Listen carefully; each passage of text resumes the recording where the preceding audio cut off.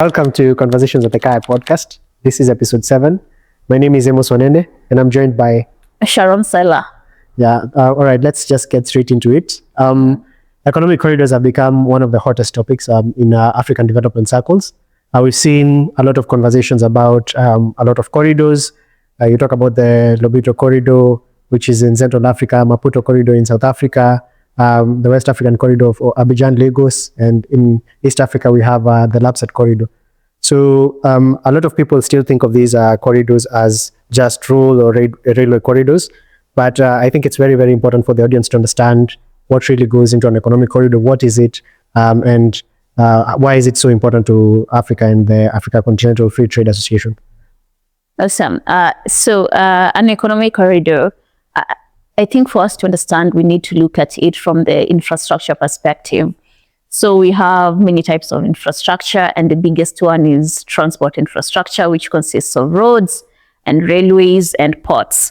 Then we have the energy infrastructure, which is transmission lines and power generation plants.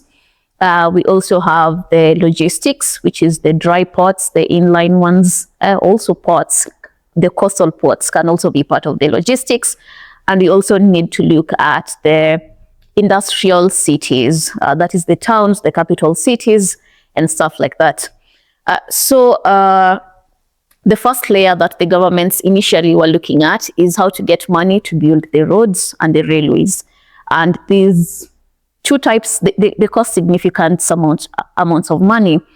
And then the government was looking at how do we bring power to these areas? So how do we look for money to do the transmission lines and then the power generation plants, and how do we connect, how do we place them in a certain city or a specific place?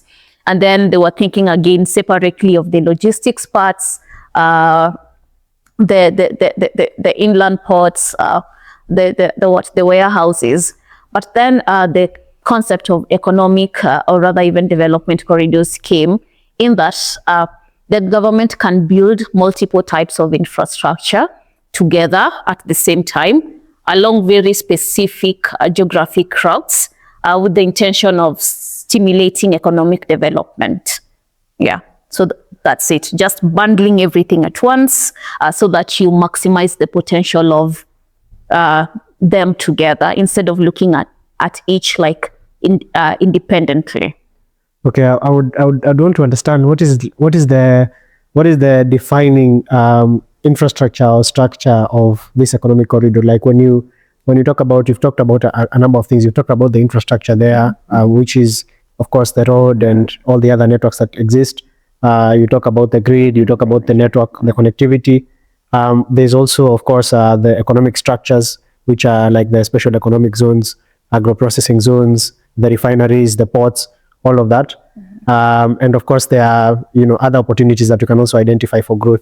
There's a lot of confusion, especially when you talk to somebody who doesn't really understand the concept of an economic corridor or as to what really defines that economic corridor. How do you, it's true that the economic corridor is the bundle or is the package, but how do you really, how do you determine, say for instance, that Lobito or LAPSSET is what is the definitive infrastructure that tells you that this is a corridor?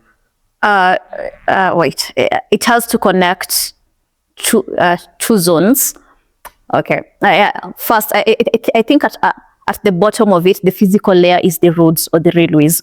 So it's connecting these producers and the markets. That is one. And I think the easiest way to think about it is back during the colonial times, they were called extraction corridors. They're connecting, let's say, a mining area or a large agricultural zone, e.g. coffee, tea, to the coastal place for exportation to the colonial markets.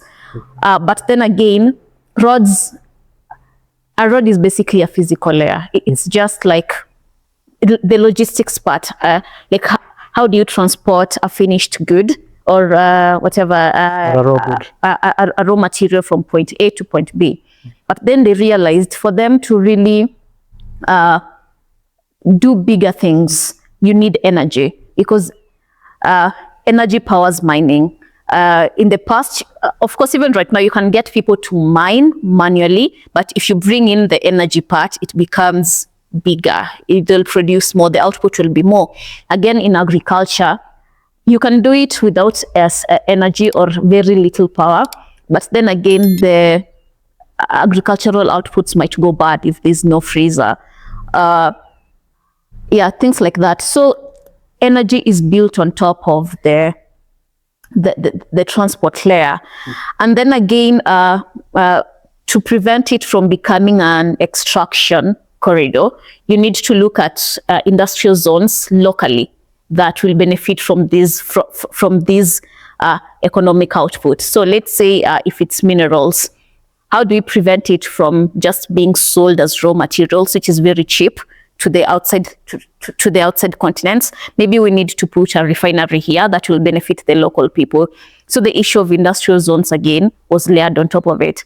So basically we need to start with the transport layer, then on top of it, to increase the output, you put the energy layer, because the energy is the enabler, and then to prevent extraction, the colonial construct, you need to put the industrial zones on top of it. Yeah, but then each of these needs a lot of capital, a lot of investment, and Africa is very resource constrained. So how do we attract even investors to come here? Because if there's, let's say the final, the end goal is having an industrial zone, but we have no roads. So how do you get the investors to put money into this, instead of telling them, we'll do roads, then we do energy, then we do industrial stuff? Why don't we bundle it together and do it at once, so that you get a lot of investment at once, and it de-risks the entire thing, so that we don't have like the phase one investors doing transport and then there's no economic output. The roads remain unused, so they lack way to recoup their money. And another way, you don't tell people to invest separately on energy, and there's no industrial zone that utilizes that energy. So again, you end up curtailing most of this energy. So how do you put it together to make it an obvious investment to people? Yeah. To make it bankable, basically. Yeah. I totally agree with that. Another reason or another factor could be that, a lot of the financing usually comes in trunks. You find that the European Union or the West, the US, want to fund a particular project or a corridor, and they have certain chunks of money, and they want to maybe monitor and report and see what effect that money is having.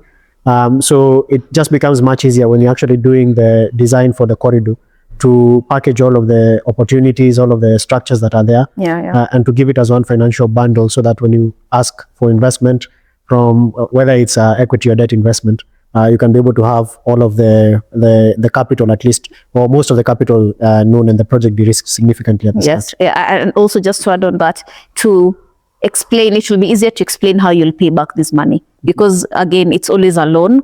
Yeah, so you need to have a very clear strategy.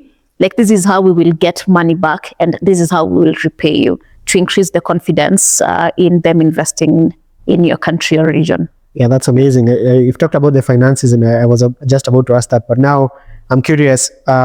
What are some of the, I've noticed, especially for corridors like the one we have in East Africa, the one that's supposed to connect Kenya, South Sudan, and Ethiopia, which is LAPSSET.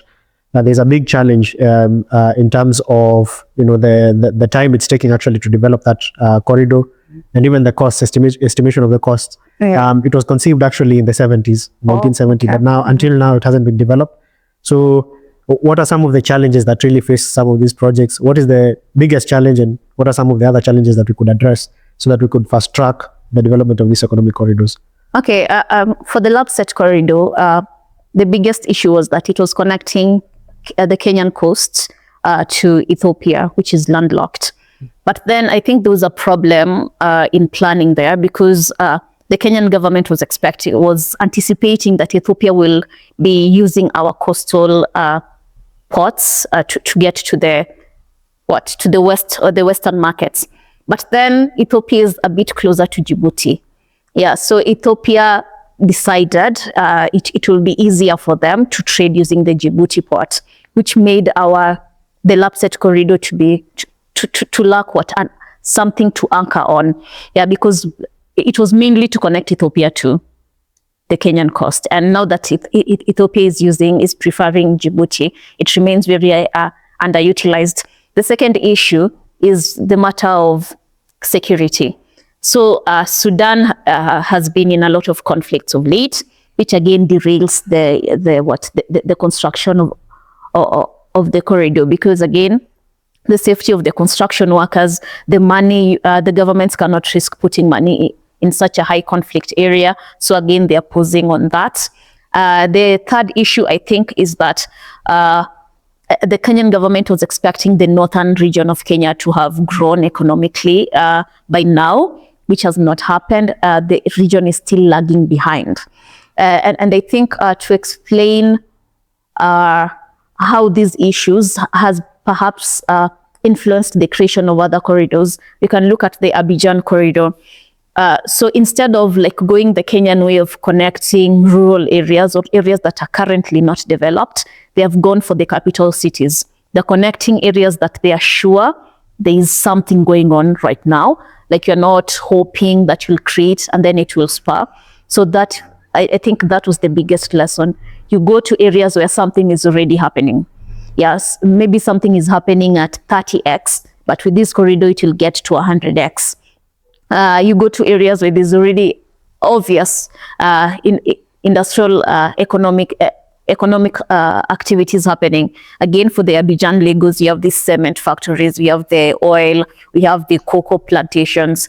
Again, number three, of course, safety, security should be is the biggest factor. You need to choose areas where there's minimal chances of conflict happening. Yeah, so that you don't take something that would have taken 10 years to build to take even 40, 50 years to build.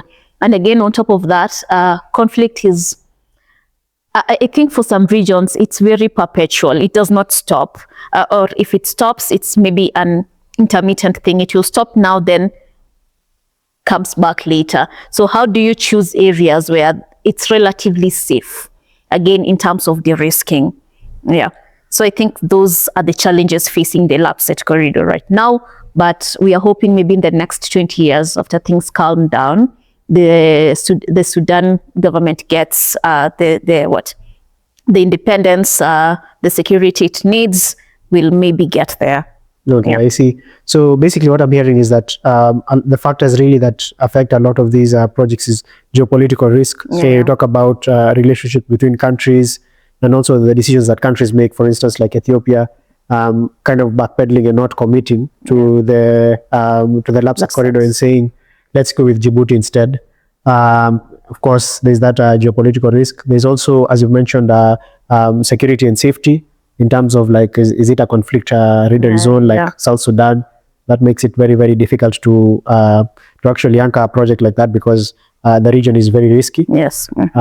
You've talked about also planning. So, you need to be able to plan where the economic structures already exist, where these activities are already happening so that you can amplify that effect. Yeah. So we talk about geopolitical risk, security and safety, planning. I think one other thing that you mentioned is whether not only about the conflict or security of a nation in terms of whether it is conflict-ridden or not, but also can it be able to meet its financial obligations? Yeah. Because you may find that some countries are not bankable. So even if you do an infrastructure there, then you find that sparring activities becomes very difficult, and even payback becomes very, very difficult. It's a very interesting question because I wonder what comes first. I agree with you that we need to look at areas where we can already amplify what is happening. But I'm also curious to see how can we in rural areas maybe that are looking like they're going to develop, or maybe they have agricultural riches. Maybe they are either deposits, mineral deposits, or there are certain farms or agricultural zones. How can we also include them? Is it by connecting feeder roads to those particular areas? Is it by, how do we actually connect them to the main spine so that we also have growth or economic activity there? Okay, so for such large investments, you're looking at energy, roads, logistics. We'll need to prioritize the what? We'll need to capitalize. We'll need to prioritize the large urban centers. That is one. That is unless there is an opportunity for industrial clustering, such that you don't say, by the area X has maybe a potential, or currently it's doing, let's say, what crop? Coffee farm. And because of that, simply because of that, maybe we need to build a corridor here. It can't happen like that. It needs to be like multiple economic opportunities. Maybe area X has coffee plantations, maybe it has mining, maybe it has something else. So an agglomeration of things makes it easier to make a case for a corridor to move from one place to another. Again, something else, these rural areas, they are concentrated maybe in countries. Economic corridors, they work for regions, connecting like maybe the ECOWAS region or the East African region or the Southern region. They have to span between multiple countries to open up the biggest advantage of economic corridors is to spur intra-regional trade. Yeah, and an example of this is that the Asian countries have used it to increase their intra-regional trade by at least 43%, and the European regions have done it to increase their, again, intra-regional trade by about 70%. And this is something we wish to do again for Africa, because for most of our countries, the trade is happening locally. Just let's say within Kenya or within Uganda, there's very little going on between countries or even between regions. Yeah, so that's why even for the Abidjan Lagos, it's spanning these 5 countries to again increase intra-regional trade between these countries. Like maybe instead of maybe Nigeria importing something from China, why don't we like use the same product being produced maybe in Ghana? Yeah, it will be cheaper. Yeah, it will be faster to get to the country. Why don't we help the country within our region? Yeah, so stuff like that. Yeah, so again, instead of like something being produced in Nigeria, just looking at it as serving the local population, there's an opportunity here to serve a very larger regional population. So how do we use the corridors to achieve that? Okay, that makes sense. And I would like us now to go into the tumultuous point of this conversation. And what I'm thinking about is, we've talked about some of the benefits that could accrue from these corridors, but there's this tension in the room. There's a geopolitical tension. You look at something like the Lobito Corridor between Angola, DRC, and Zambia. There's a copper belt there. There's the cobalt deposits in DRC. It has about 70% of the cobalt deposits. And about actually $24 billion worth of critical assets are actually in DRC. And we are, on this other side, we are seeing the US-China involved in a trade war. Yeah. China has cut off the access to critical minerals that it was giving to the US. So the US are trying to secure their own sovereignty or interest with the critical minerals. And we started the discussion by saying these were initially extraction routes. Yeah. So you see, the US are very, very interested in pouring some money into developing the Lobito Corridor. But then we look at, are we going to really benefit as a continent if maybe they just pick the raw materials and then they take them to the port, they go, they process them. One interesting thing I had Dangote saying was, a lot of the time we've been doing what we call exportation of jobs and importation of poverty, where we take a raw material, we send it to people, they do beneficiation, they add value to that particular mineral or crop or whatever other kind of raw material it is, and then they bring it back to us. So the jobs go there, and then we import it at a much higher value. Yeah. So the question is, how do we benefit as a continent in terms of developing of these corridors? And is it really a net benefit, or is it a net negative? Because historically, we have just said called extraction corridor. Yeah. So how do we navigate this difficult question? So, I think it's a very complex issue, because number one, the countries mentioned, particularly DRC, these countries are very, fiscally constrained. Yeah, they're really struggling.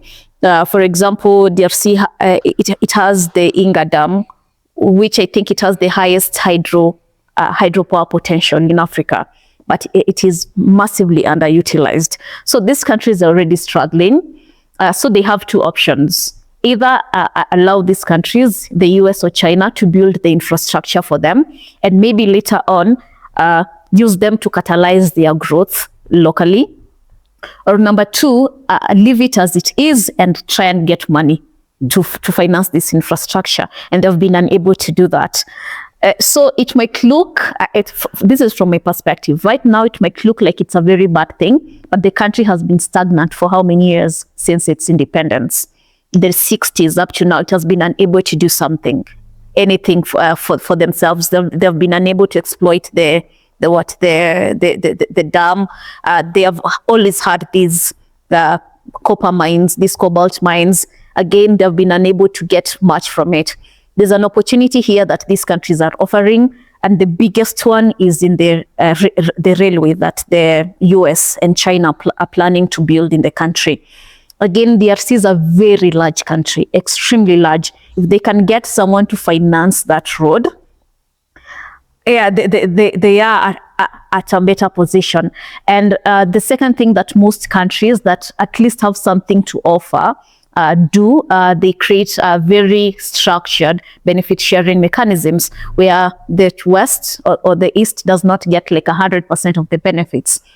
But right now, it might be hard for DRC to even negotiate, because they're the ones who are benefiting massively from this, from the roads again, from the energy that these countries will be investing in the country, from opening up the country. I'm sure, of course, China and the US are focusing on the cobalt, but maybe the country can use this opportunity to, now we have roads, we have energy, why don't we now focus on maybe agricultural input and maybe build something for ourselves? Why don't we use this opportunity to get educated, something like that? So I think it's a very complex issue, because it's DRC. If it was maybe any other country which has a bit of negotiating power, we could have talked. For example, in Kenya, let's say assuming it was Kenya right now, we are almost entirely electrified. We have roads. It's not like the West will be doing us a massive favor. They'll be maybe taking us from 80 to 90%. So we have some power in the negotiating room, compared to DRC.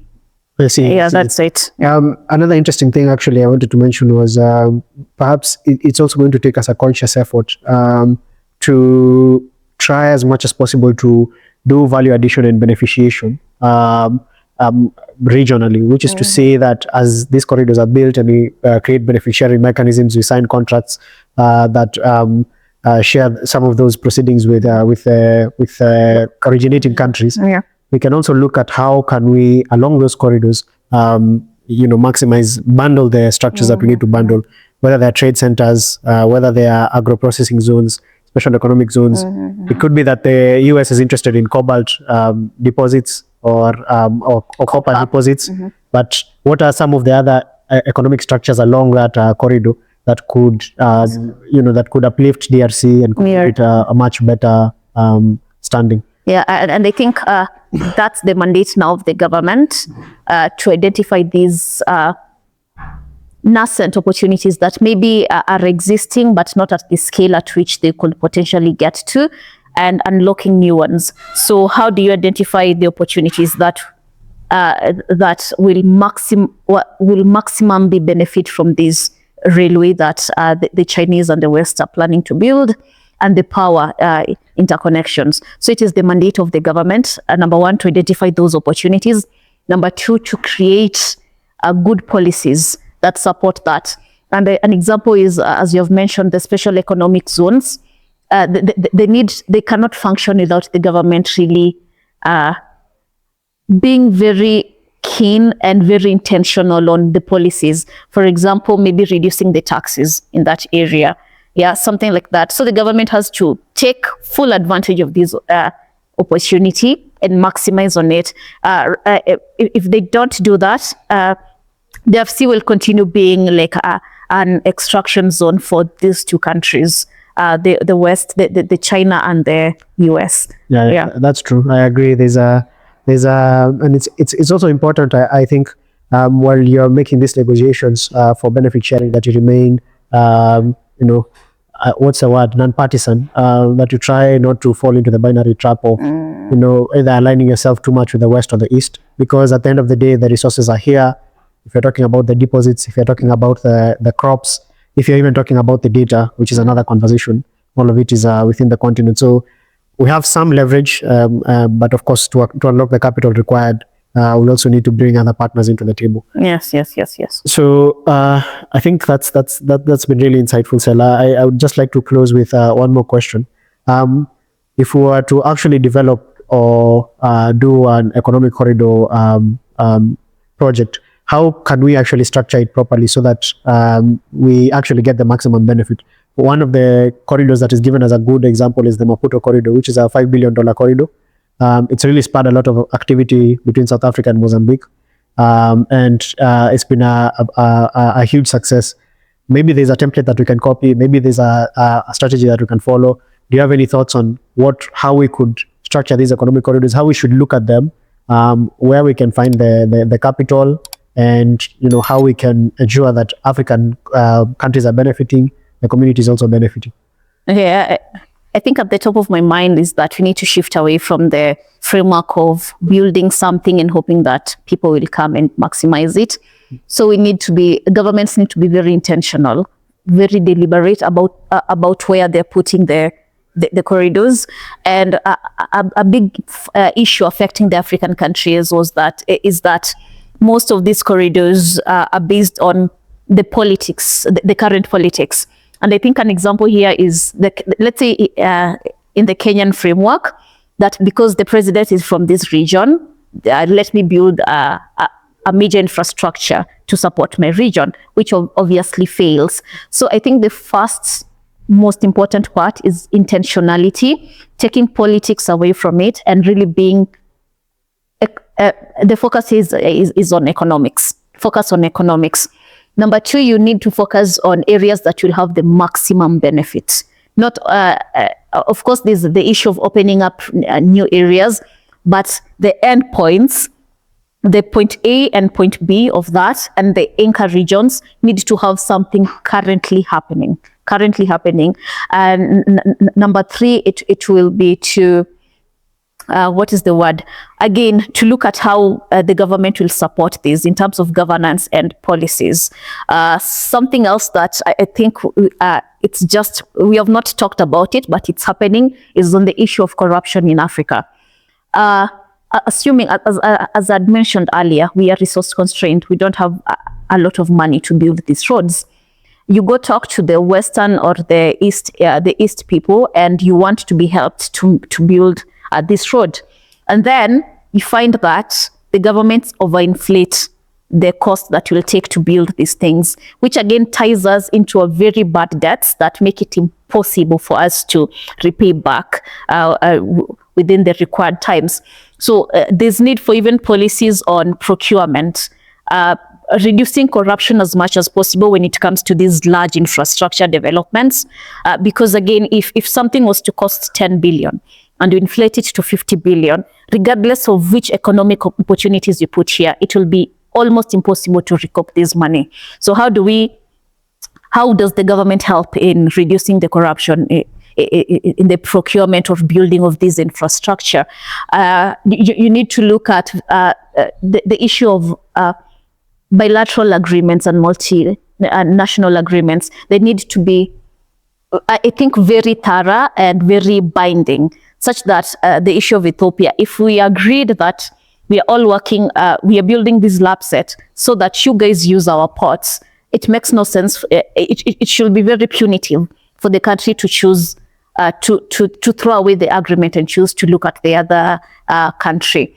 Yeah, so how do we look at that? Again, on financing, because again, the corridors span multiple countries. What part of this money are you willing to put into this corridor? For country A, country B, country C. Again, we need to look at how these corridors will open up the intra-regional trade. So again, in the example of the Mozambique, South Africa, how does Mozambique benefit from this? How does South Africa, again, on its side benefit from this? That is locally for each country, intra-regionally what economic activities will it spur? Number 3, how do we use this corridor to open up international markets for both of these countries and perhaps lower the opportunity cost? Yeah, so you need to look at everything about where the decision point, which points are you connecting, which areas are along the route will act as anchor projects, what is the energy, the source of energy that will support this, how are we preventing the de-risking that is brought about by corruption and overinflation of these projects. We are looking at long-term security regions, the safety regions of areas. And by now, I'm sure it's a bit not really easy, but you can tell which areas are most likely to become conflict zones in the future. The 6th one is on the bilateral agreements. They need to be very specific, very tying, very binding for each countries. And on the economics, how will it open up local, regional, and the international markets? Yeah, so as simple as that. Yeah, I think I resonate a lot with that, and I'll just add 1 or 2 more things.